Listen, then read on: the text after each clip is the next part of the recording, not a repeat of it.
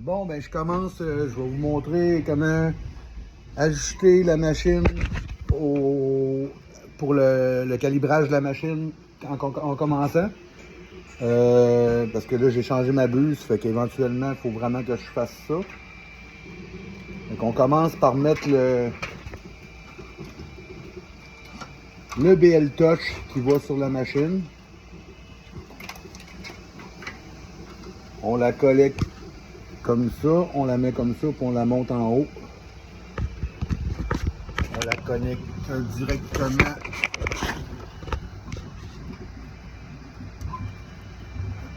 ici. Après ça, on s'en va dans... ça, c'est sur la FLSON V400. On s'en va dans Configuration. Avant de faire ça, je vais allumer la lumière pour que vous voyez bien. Configuration encore, non. Action, Light, on rouvre la lumière. OK, on en retourne. On s'en va dans Configuration. Bed Level. On fait Calibration, Continuer. Fait que là, ce qu'il va faire, c'est qu'il va descendre sur le bed. On s'organise pour pas que le fil pogne nulle part. Fait que là, il va toucher au bed, il va faire le tour exactement pour calibrer. Il va faire les 4 coins.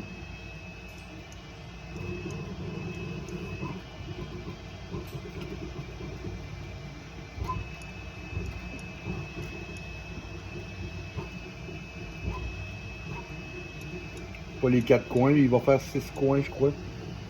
Après ça, on va faire le bed mesh. Il va faire le tour au complet, encore plus de points de vérification pour être certain qu'il est au niveau partout. Quand on fait ça avec le FLSON, je ne sais pas pour quelle raison, mais il se ferme automatiquement en haut.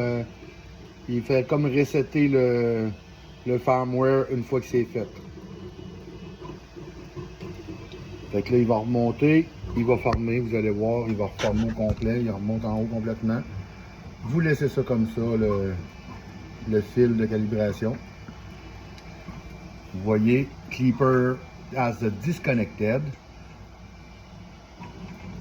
Et que là, il vient de rouvrir. Fait que là, je rouvre les lumières, touc, touc. Je retourne dans Configuration, le bed level, je fais le bed mesh, continuer. Fait que là, il va faire plus de points encore pour vérifier vraiment que tout est au niveau.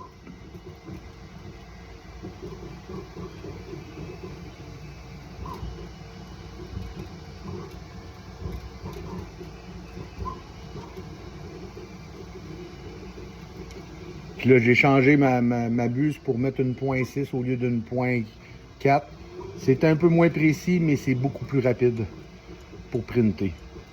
Fait que quand vous voulez faire des pièces plus hautes, plus grosses, il n'y a pas beaucoup de différence entre les deux. Mais il y a une calibration, il y a une rapidité beaucoup plus rapide. Fait que... Puis là, j'ai mis une buse en acier trempé. Il y en a en cuivre, il y en a avec... il y a même des diamants, il y en a avec rubis. Ce qui font qu'ils usent beaucoup moins rapidement. Là, en acier trempé comme ça, elle n'est pas supposé user.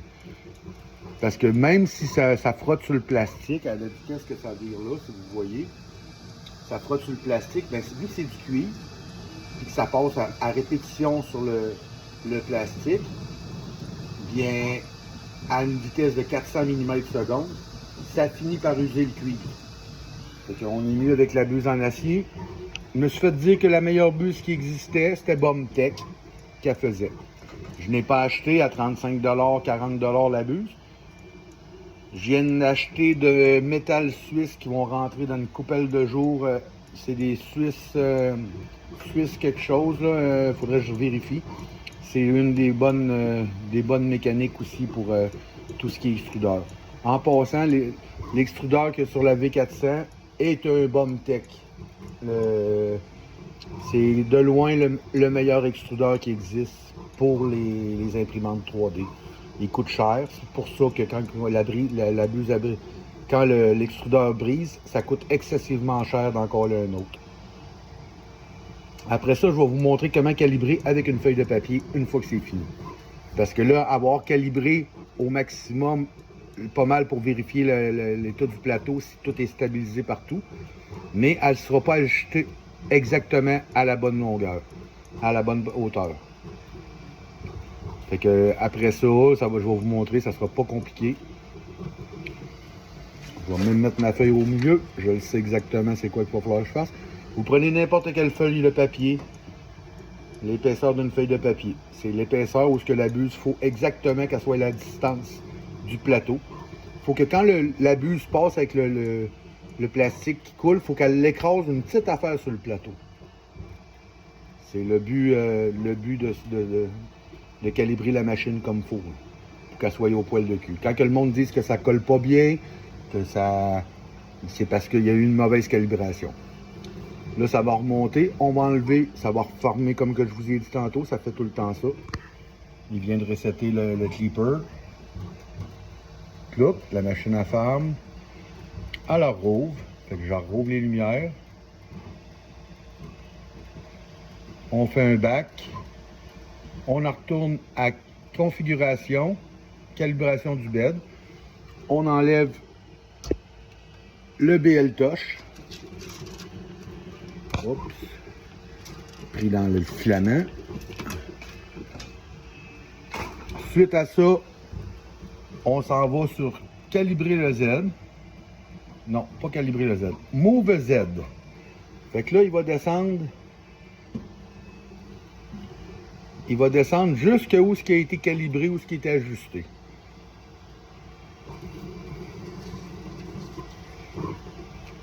C'est vraiment le côté pas mal le plus difficile qui existe dans ce domaine-là, dans l'impression 3D.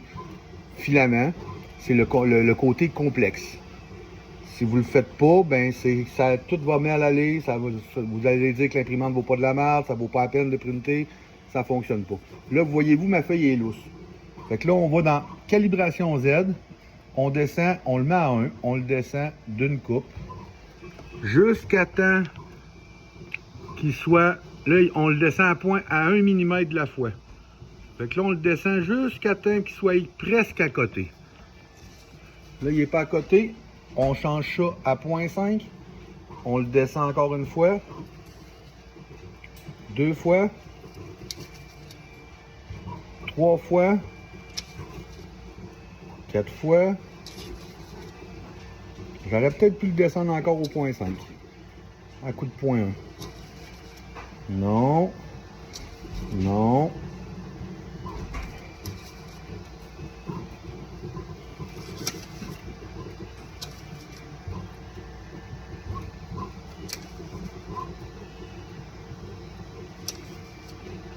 Ben là, je commence que... Oh, là, il est trop serré. Fait que là, on le prend comme ça, on le remonte de 0.5. Là, c'est encore lousse un petit peu. Fait qu'on va le descendre avec à coup de 0.01 jusqu'à temps. Encore. Oh! Là, on commence à avoir une résistance. On la redescend encore une petite affaire. Une autre petite affaire. Là, vous voyez, ça commence à être serré. Une autre petite affaire pour que ça soit vraiment... Bon, c'est parfait. C'est dans le très serré. Fait que là, c'est la bonne distance. On fait un back. Puis là, c'est supposé être prêt à printer. Je vous montre ça dans quelques secondes. On sort la clé. Malgré que c'est carrément le plan, qu'est-ce que j'ai dedans. Je pense à ça, c'est la dernière chose que j'ai printé, c'est ça. Je vais printer un étui cellulaire à Galaxy S21 5 GB. Fait que là, on print. La température pour printer ce filament-là, c'est 70 du bed, puis 240 la température. C'est quasiment comme du PETG. C'est du TPU, ça va faire une pièce qui est flexible, qui est capable de faire ce qu'il y a à faire exactement. Puis vous allez voir que ça là, est ajusté au poil de cul. C'est vraiment très très simple à ajuster. Une fois que c'est ajusté au poil de cul, là, la température va monter jusqu'à 240. La température du bed va monter jusqu'à 70. Puis la FLSON V400, c'est dans le très rapide en frais de montage. Là. Ça chauffe dans très rapidement. Vous allez voir, ça ne sera pas bien long.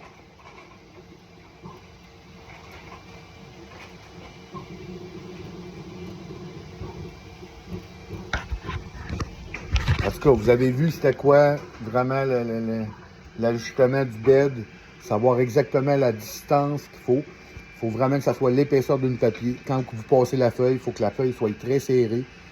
Si vous descendez trop bas, vous allez briser la buse sur votre bed.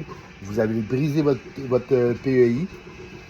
Ça va vous coûter une buse très rapidement. Ça prend pas grand-chose quand c'est des buses de cuivre. Elle est en acier trempé, ça va être un petit peu plus dur à briser. Là. Mais c'est ça. C'est un petit peu plus cher l'acier trempé, mais l'efficacité est quasi pareille. Mais en tout cas, c'est ça. Fait que je viens de vous donner pas mal qu'est-ce qu'il y en a pour ce qui est de la calibration. Fait que, on se voit dans les prochaines vidéos pour continuer les explications de slicer, comment on slice. Après ça, je tomberai sur la résine. Je vais vous montrer comment slicer avec la résine. Puis si vous voulez voir comment il est rendu mon Jason, les deux bras sont faits. Il reste la tête. Il est en train de se printer. La tête est en train de se printer là. Fait que, on est rendu à 35%. Au prochain live!